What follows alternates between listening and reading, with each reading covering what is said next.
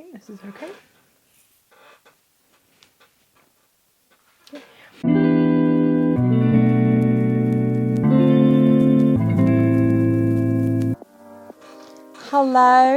Hello, welcome back. We're back in the studio now.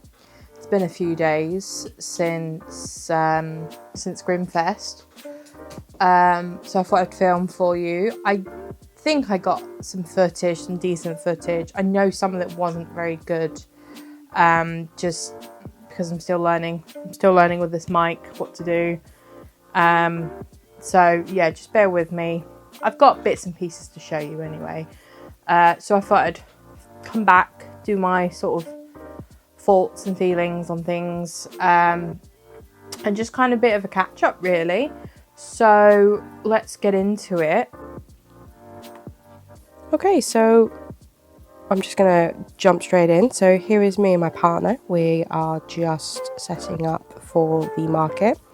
The beauty of this one is we could leave this overnight there at the event. So that was really handy. We didn't have to come in both days to set up. Anyway, this is like a very basic setup. We had one table. It was a 6-foot table. And to be honest, my partner and I are like a well-oiled machine now. We do things without kind of having to communicate to each other. We just kind of know our roles and how to do things. So we just kind of get in the zone and just crack on and do it. But yeah, as you can see, I store things in tubs, just because that is the easiest way to travel around with the stock without it getting damaged, by water, by transporting, moving around and being in the car. It's the best way to do it. And yeah, there's just us putting things out and away. If you see people walking by the way, that is because I'm obviously near a delivery entrance, and that's just people coming in and out and going to get their stock. Yeah, generally we can kind of get a setup. If pushed, we can do it in an hour, hour or less. But we were taking our time with this one. We had a bit of spare time, so we were a bit more freer. But generally, normally get about 2 hours for setup, but we can do it in like an hour and a half quite casually and have a bit of time to walk around. So yeah, I mean, it's nearly there, to be honest, now looking at that. If only I could work this fast with everything in life. And my partner there is just doing his little primping. He likes to do a little nervous primp before we start. But yeah, this is the setup. Very, very pleased. All looks very shiny. But yeah, generally, this is how it would normally look.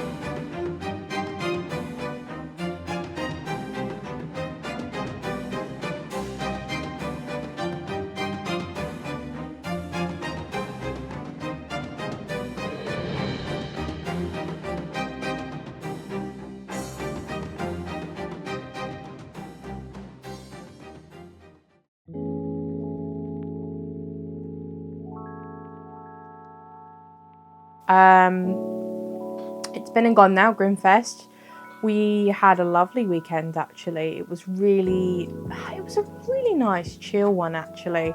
Sometimes markets can be really stressful and you can be stressed about the setup and where you're going to be, how's it going to work, what's the lighting like. But the organisers were great. They created like a WhatsApp group, so we were kind of in the know. We knew where to go. The directions they gave us for loading in was easy. We had really easy parking as well actually, and we were able to do a trolley straight in, so no issues there. Couldn't fault it at all. The placement I was really happy with. To be honest, there wasn't really a bad place. The only thing I could say was near the men's toilets. It did smell. Men's toilets always smell. Unfortunately, we were over by the women, so we were fine. But we actually got quite a bit more footfall, because what would happen is the women would go to the toilet, and then the men's would end up walking past my stand quite a bit, and then they'd end up rummaging. And we did get, I would say, probably a few extra pickups through that. So that was quite funny, not expected at all. But generally, we had a good weekend. I was really happy. I had no expectations on this. I wanted it to be really chilled atmosphere for me and my partner who came with me. He comes to every event. And we had a really nice time. Sorry, my partner came home, so I just wanted to say hello to him. So, what was I saying? Yeah, really, really good weekend. I would like to think it was a success. It was a success, I'm being harsh there. I wasn't expecting amazing figures because, you know, it's not an event that's really been on my radar until this year, so I didn't expect it to be massive crowds or anything. But I was very pleased with how I kind of judged it. We went in with a mindset really of it's going to be quite a geeky crowd and there's going to be a lot of horror people, so I made sure I had a lot of horror products and kind of displayed a lot of my foiled horror prints in my display. And you know, that was a good thing. We did sell a lot of horror prints, so that was probably right call for that one. But anyway, we're going to talk about things that went well. What was some of the best sellers, surprising best sellers as well. So both days were quite busy actually. They were quite even. I think a lot of people had booked the weekend pass, so we had a lot of people the same days. We had a few extra on the Sunday. I did think it was a bit more busier, but I also think we had a lot of people go, okay, it's last day, I need to buy things now. I can't just like think about it anymore. So it was generally pretty even for me. I thought the morning was a bit quieter on Sunday. However, people were buying larger quantities from me. So, you know, the average sale was about, you know, £15 to £20 rather than it being like £6-7 the day before. So it worked out quite even, and I think we were quite lucky. We had a good Sunday morning. So going into the afternoon, we had a good spin. But anyway, let's talk about best sellers. We had the obvious ones for me. So I made a note on my notebook because I wasn't going to remember. The best sellers we had was the foiled horror prints. We did quite a lot of those. Looking at that, we did over like 30 prints overall in just horror, so that was really good. Really pleased with that. I find a lot of people on channels talk about their prints and say they're not a big seller or anything, but I think this is where sort of my products stand out a bit differently. With the foiled prints, there's something different, and they were popular. So the most popular print, I didn't make a note, to be honest. It was very hard to kind of keep track of that. I can think Hellraisers. My Hellraisers always do pretty well. I have a couple different versions of those. I think I had a couple Nosferatus that did really well. I had an Alien print that was recent that did well. I sold out that quite quick. And generally, I did a lot of, it was quite a good mixture now I'm thinking back on it. And when I looked at my sales sheet, it was really varied, to be honest. I couldn't tell you an exact print.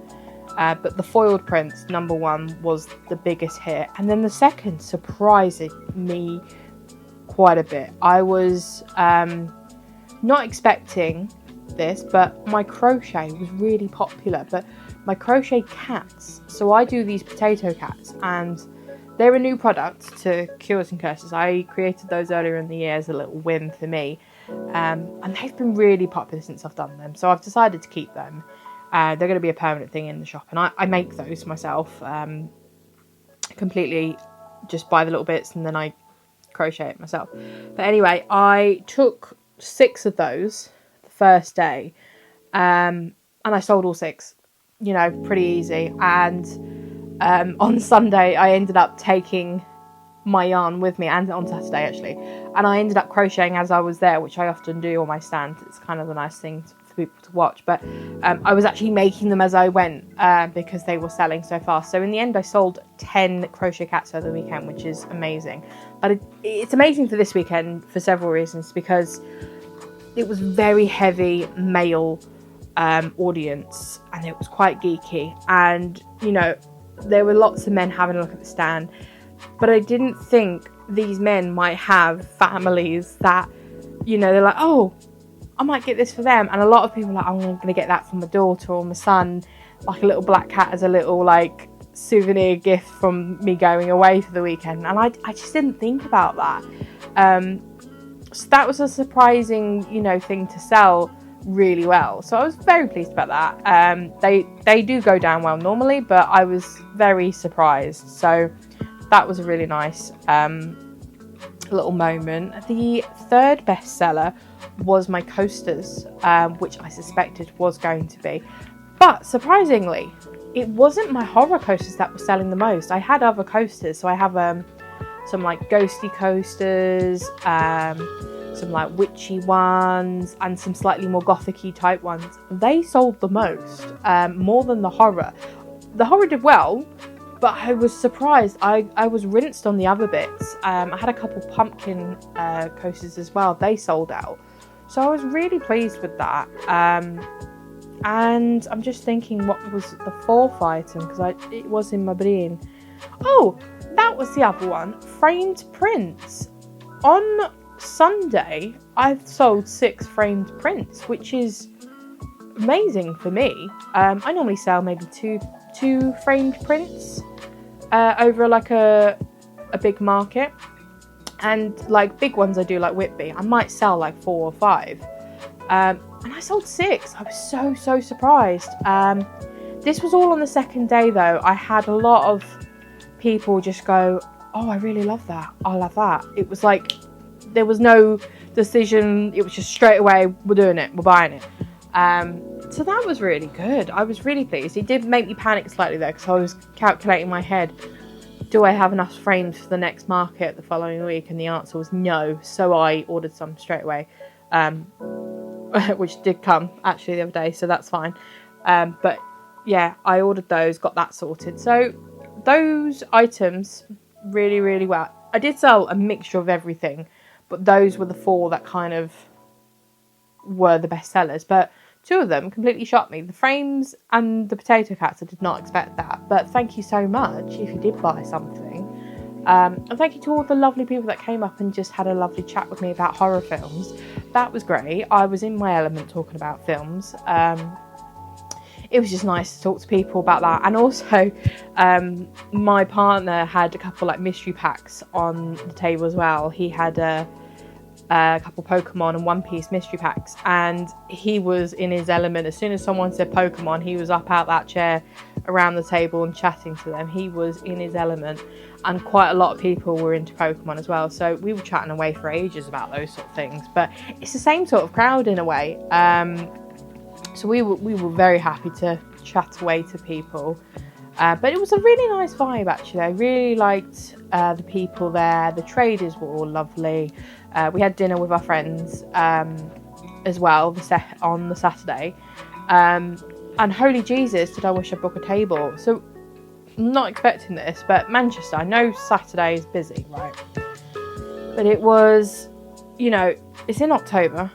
It's not Christmas. I wasn't expecting it to be heaving. We got rejected from about 6-7 restaurants in the end. No one could fit us in at all. It was just mad. In hindsight, I should have booked a table. But, holy Jesus, we ended up walking all the way to Chinatown. Managed to get a table by sheer luck. I don't know how we did that. But we had a lovely meal. Little Yang's thing, if you haven't been to there in Manchester, it's great. Great place. I've been there a few times. Always had a great meal in there. Okay. Let's talk about sales. Now, I do things a little bit differently. I don't work things out on how much I made in sales. I work out how much I made in profit. That's how my brain works. That's how I do it. Crucify me in the comments if you want to. I like to know how much profit I make from every market. I don't want to know my sales costs or what I've made in sales. That isn't knowledge to my brain. In my brain, I need to know what is the profit from each item. And doing this now for a few years, I know how much each item costs. I know how much time is put into it, how much money, how much my packaging. I know everything. I know the prices. So I often will, I have like a sales tracker clipboard, and I will make a note of what I sold, how much I sold it for, how much it costs to make, and then I work out the difference. And then that is how I work out if I've done well at a market. And we did well, actually. I was very pleased. So the event cost me £90 to £95. I can't remember the exact. I should know that. I paid it months ago, so I can't remember. But yeah, it wasn't a lot, but that's for 2 days, remember. So it actually was very cheap. I think it was a little bit cheaper if I didn't have a rail, but I ended up not taking a rail because I know that there was an issue with spacing. And just to make the organiser's life a bit easier, I just didn't bring the rail. I thought, no, it's not worth it. You know, it's not a big seller for me, so I just binned off the rail for now and just stuck. So I might have paid a bit more extra, but not a lot, I think. But on Saturday, we made, in profit, we made over 150 quid, which was great. And then on Sunday, we made 220 profit. This isn't sales. It would be high, obviously, in sales, and it sounds better if you say it in sales, but I'm being real with you. This is what I made profit. And I was, you know, I'm really happy with that. It's more than I expected. That's higher than my target. So I'm generally really pleased with that. So yeah, I know every business is different. Everyone has different thresholds. But for me, I am chuffed with that. And because it was so good as a whole, the people were lovely. The ease of getting there was not a problem for us. It's like an hour. It's not that bad at all. Parking, the profit we've made. For us, it's a definite yes for next year if we do get in. We might not get in again, but we really, really had a nice time, and we would like to go back again. Now knowing the setup, we could do some different things, try and mix up a little bit, but it was definitely worth it in our eyes, and it was a good one for us. And I'm going to be really honest, some people did not do well. A few people I did speak to, you know, a couple friends there, they do sell horror products, but it's not their whole focus. I would have said it was like maybe 20% of their stand, and I think that really, you know, affected their sales. It wasn't their right demographic, if that makes sense. You know, I took a gamble. I kind of made an assumption and thought about who would be going to these events, and that's probably because I have been to film festivals before of a similar nature, so I kind of know what the demographic is going into it. It was still a risk for me, of course, but mine has paid off, and I know for some people it hasn't. So I'm going to be realistic. I'm not going to say everyone there did brilliant, because I don't think everyone did. It is a learning curve, but for me it worked, and I was really, really happy with that. So yeah, there's nothing really else I can say. I've just got positive thoughts for this one. It's It's not always positive. It's not always going to be great. So, you know, expect the next one I might have a meltdown. You never know. But generally, I was very pleased. If you want to know more, ask me. Feel free to ask me a question about GRIMMFEST if you want to know anything like that, or if you want to know like how the traders are and sort of the people and anything like that. Feel free to drop me a message. Not a problem. But yeah, not really sure what else to say now. But I'm waffling a little bit. So yeah, all I can say.